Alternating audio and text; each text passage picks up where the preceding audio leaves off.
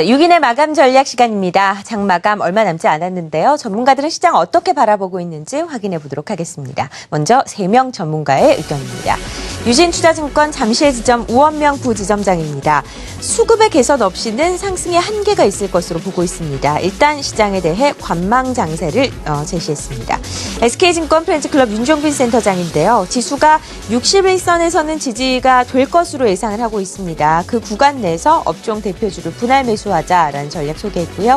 와우넷 이호근 전문가입니다. 코스피 지수는 반등 구간에 있다라고 말씀을 하셨는데요. 낙폭과 대주 단기 매매 전략이 필요하다라고 밝혔습니다. 일단 다음 주에 반등할 수 있을 것으로 전망하시는 거죠. 자, 일단 유진투자증권 잠실지점 우원명 부지점장 연결해서 일단 오늘 시장에 대한 전략 세워보도록 하겠습니다. 안녕하세요. 네, 안녕하십니까. 네, 수급 개선이 시장 반등에 꼭 필요하다라고 말씀을 하셨는데요. 자세한 전략 소개 부탁드립니다. 네, 국내 시장은 현재 보시면 종합지수 2000포인트 선이 이렇다 할 저항도 없이 그냥 힘없이 밀리는 그런 흐름이 이어지고 있는데요.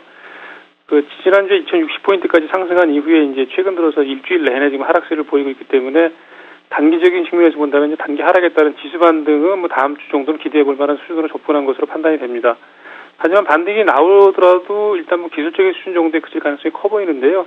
아무래도 말씀드린 것처럼 외국인의 수급 개선이 없이는 사실 우리나라 시장을 상승을 이끌어낼 만한 모멘텀이 현재 없다라는 그런 부분들이 가장 큰 이유라고 생각이 됩니다.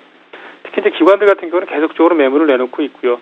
또 실적 시즌이 좀 마무리돼 가면서 또 시장의 수급을 촉발시킬 만한 어떤 뚜렷한 재료가 없다라는 부분이 시장을 상당히 이제 무기력하게 만들고 있는 흐름으로 예상이 됩니다.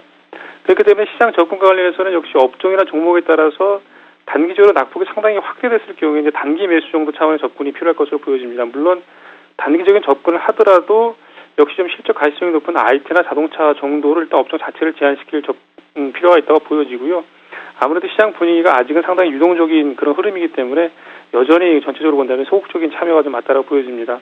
그렇기 때문에 말씀드린 것처럼 시장을 좀 관망하시는 시각도 나쁘지 않을 것으로 보여집니다. 사실 수익이 안 나는 장에서는 뭘 해도 수익 내기가 사실 어렵거든요. 그렇기 때문에 조금 조급하게 생각하시기보다는 시장에서 조금 한 걸음 물러서 좀 관망하시는 그런 흐름 좀 보고 계시는 게 어떨까 해서 말씀드려보겠습니다. 다음 주 여러 가지 이벤트가 많은 시장이기 때문에 일단 시장이 변화되는 움직임을 감지한 후에 움직이자라는 의견 들어봤습니다. 유진투자증권 잠실지점 우원명 부지점장이었습니다. 자, 다른 3명 전문가들의 의견도 확인해 보도록 하겠습니다. 자, 와우넷 박영식 전문가입니다. 투자 심리가 위축되어 있는 상황에서 차분한 대응이 필요하다라고 보고 있습니다. 자동차, 화학, IT 부품주의 주동시 저가 매수 전략 제시했습니다.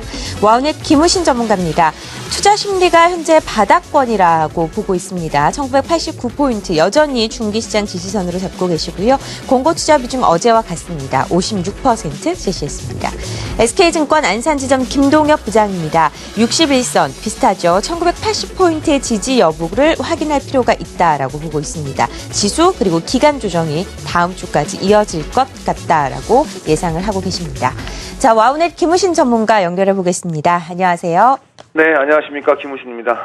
외국인들의 매도 이제 전반적으로 나서기 시작을 하면서 투자 심리가 많이 위축되어 있는 구간입니다. 전략 어떻게 세우면 좋을까요? 네, 그렇습니다. 우선 결론부터 재밌는 부분들 하나 말씀드리겠습니다. 오늘 어제보다 지수가 약 한 16포인트 정도 약세 하락을 했는데요. 권고 투자 비중이 어제와 동일한 56%를 지금 유지를 하고 있습니다. 이것은 제가 주관적으로 말씀드리는 그런 부분들이 아니라 컴퓨터가 자기가 스스로 계량을 해서 제가 변수값을 놓는 것을 가지고서 만드는 건데, 지금 눈으로 보는 표면적인 부분들은 2000선이 이탈되면서 다소 좀 불안한 모습이 나오고 있습니다만, 권고 투자 비중은 어제와 동일한 56%를 유지하고 있다는 것은 이 권고 투자 비중이 시장의 어떤 선행 지표로서의 역할을 그동안에 지난 4월부터 지금까지 계속 말씀드렸던 부분 체크해 보셨다면 아신다는 점을 봤을 때는 일단은 저는 상당히 좀 고무적이다 이런 말씀 먼저 좀 드리도록 하겠습니다. 자, 1989포인트 중기 3개월 시장 지지선 중요한 부분들 역시 오늘도 좀 확인이 되고 있는 그런 모습들인데요. 일단 지금 약세 보이고 있는 시장에서 지지선이 어디다라고 논하는 것은 그다지 큰 의미가 없어 보입니다. 자, 그렇다면 지금 주식을 보유하고 계신 분들 입장이나 또는 주식을 어떻게 새로 사야 되지 않겠느냐라고 생각하시는 분들의 입장에서 제가 말씀을 좀 드려보면요. 일단은 지금 주식을 보유하고 계신 분들 입장에서는 이미 단기적으로 매도 시점은 놓쳤다라고 일단 인정을 하시는 것이 좋을 것 같습니다. 그렇기 때문에 그다음부터는 이제 종목의 어떤 그 향후의 성장성 내지는 내재 가치에 일단은 그 확신을 좀 더 강화시키시는 그런 전략이 좋지 않겠는가 싶습니다. 종목의 내재 가치와 확신이 강하게 유지가 될 수 있는 종목이라면 시장이 돌아섰을 때 가장 먼저 올라올 수 있는 1순위 종목이다라는 것을 우리 시청자 여러분들 꼭 기억을 해주시면 좋지 않겠는가라고 말씀을 드리겠고요. 두 번째는 종목을 좀 어떤 종목을 매수해야 되느냐라는 점에서 지금 고민하시고 계신 시청자 여러분들께서는요.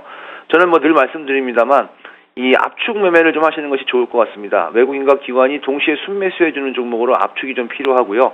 압축한 이후에도 역시 우리가 그냥 놔두는 것이 아니라 계속해서 그 종목에 대한 관심과 보살핌이 필요한데 압축한 이후에 외국인과 기관의 매수 이탈이 있다라면 함께 빠지는 전략도 같이 세우셔야 된다라는 말씀 또 드리도록 하겠습니다. 만약에 안 빠진다라면 그것은 주가가 하방 경직성을 갖거나 올라간다라는 의미이기 때문에 안 빠졌을 경우에는 크게 걱정하실 필요는 없지 않겠는가 싶습니다.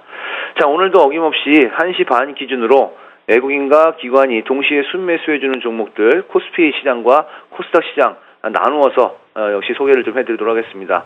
코스피 시장에서는 오늘 SK하이닉스가 외국인 매수가 좀 많이 들어오는 것으로 보이고 있고요. 기관들의 매수세도 좀 유입이 되면서 SK하이닉스 외국인 기관의 동시 매수가 좀 들어오고 있습니다. 그 외에도 오늘 눈에 띄는 것이 현대중공업과 삼성중공업, 현대미포조선 이렇게 조선조 3인방들이 외국인과 기관의 동시 매수가 지금 들어오고 있는 모습들이 보여주고 있기 때문에 외국인 기관 동시 매수, 순매수 종목으로 관심 종목에 편입을 해 놓으시면 도움이 되지 않을까 싶고요. 특이하게도 롯데케미칼도 오늘 기관들의 매수세가 좀 들어오고 외국인이 그 뒤를 받쳐주는 모습들이 들어오니까 역시 관심 종목으로 좀 편입해 놓으시면 도움이 되실 것 같습니다. 코스닥 시장에서는요, 한 3종목 정도가 눈에 띄는데요. 원익 IPS와 메일유업, 메디톡스가 오늘 외국인과 기관의 동시 순매수가 들어옵니다. 물론 동시 순매수가 들어오는 규모 자체는 이렇게 아주 크진 않습니다만 이렇게 어려운 시장에서 외국인과 기관들이 선택해서 동시 순매수를 해주는 그런 종목이라면 우리가 관심 종목에 넣어놓고 볼 필요성은 충분히 있지 않겠는가 이렇게 말씀드리겠습니다. 이상입니다. 네. 어제보다 시장이 많이 빠지고 일단 1900선에 위치한 시장에서 권고 투자 비중이 변함이 없다는 것. 이 부분을 좀 환기시켜야 된다라는 말씀까지 들어봤습니다. 오늘 김우신 전문가와 함께 6인의 마감 전략 함께했습니다.